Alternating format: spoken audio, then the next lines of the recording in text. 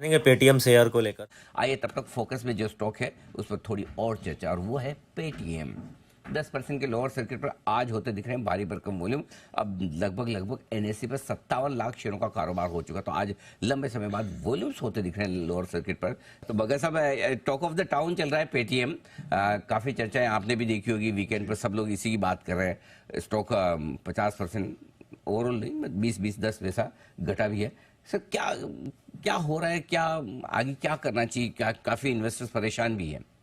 अनिल जी, जैसे आपका मैं सुन रहा था वक्तव्य, मैं कहूँगा निकल जाना ही बेटर है। ज्यादातर मैं बाय सेल नहीं कहता, बट ये कंप्लायंस इशू है और आरबीआई का इशू है, और मेरे ख्याल से बैंकिंग लाइसेंस भी खतरे में हो सकता है। जिस तरह से आरबीआई ने पूरी रोक लगा दी है, और ये सक्सेसिव रोक है। ऐसा नहीं है कि पहली बारी हुआ, 2022 में भी वार्निंग दी गई थी।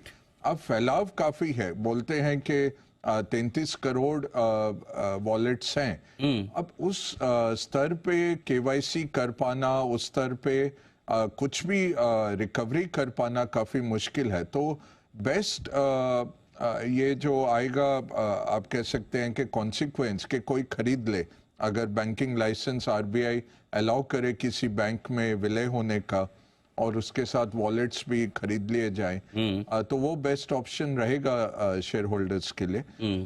ओवरऑल मैनेजमेंट ने फिर भी काफ़ी स्टेबल कमेंट्री दी है कि हम और बैंक से टाई अप करके, और ये हमने देखा जब येस बैंक का आया था संकट, उस टाइम फोन पे ने लगभग 18 घंटे में अदर बैंक्स में मूव कर दिया था। बट कल आप देखें तो कॉन्फेडरेशन ऑफ इंडियन ट्रेडर्स ने भी कहा है अपने मर्चेंट्स को, मर्चेंट्स भी बहुत जबरदस्त इनका फैलाव है। आप देखिए उस दिन अनिल जी, मैं एयरपोर्ट की तरफ ड्राइव कर रहा था, और वो जो मूंगफली वाले बेचते हैं 10 रुपए का पैकेट, वो एक गाड़ी में एक कपल जा रहे थे, उनको दिया, फिर वापस लिया, उनके पास चेंज नहीं थी। उसने पॉकेट से एक निकाला यूपीआई का, और लेडी ने स्कैन किया रेड लाइट में ही, और उसने फिर दे दिया। ये हमारा फैलाव डिजिटल पेमेंट्स जिस तरह से बढ़ रहे हैं, बिल्कुल। और पेटीएम ने बहुत अच्छा इसमें काम किया था, लीडर थे। बट बैंकिंग लाइसेंस बहुत और चीज़ है अनिल जी।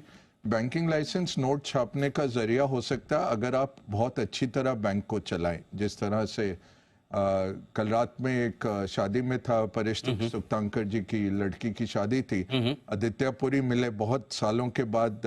अच्छा, इकट्ठे दीपक पारेख, आदित्यपुरी, परेश सब बैठे थे, और वही डिस्कशन चल रही थी जब एचडीएफसी शुरू हुआ 94 में, और कैसे, और इस तरह के भी हमारे पास एग्जाम्पल हैं। और कुछ जो पिछड़ गए बैंक्स, तो बैंक्स को आरबीआई फेल होने नहीं देगा। ये पेमेंट बैंक था लकीली जो लोन नहीं देता, तो ऐसा नहीं है कि लोगों के पैसे खतरे में हैं। पैसे तो सबके महफूज हैं, और फरवरी 29 तक चलेगा। बट ये अब कंटिन्यू करना पेमेंट बैंक के लिए मुश्किल है, तो विलय हो जाना ही आई थिंक बेस्ट कॉन्सिक्वेंस रहेगा इसमें। बिल्कुल ठीक बात है। तो देखते हैं आगे क्या कुछ होता है, इस पर ये करेगा डिपेंड।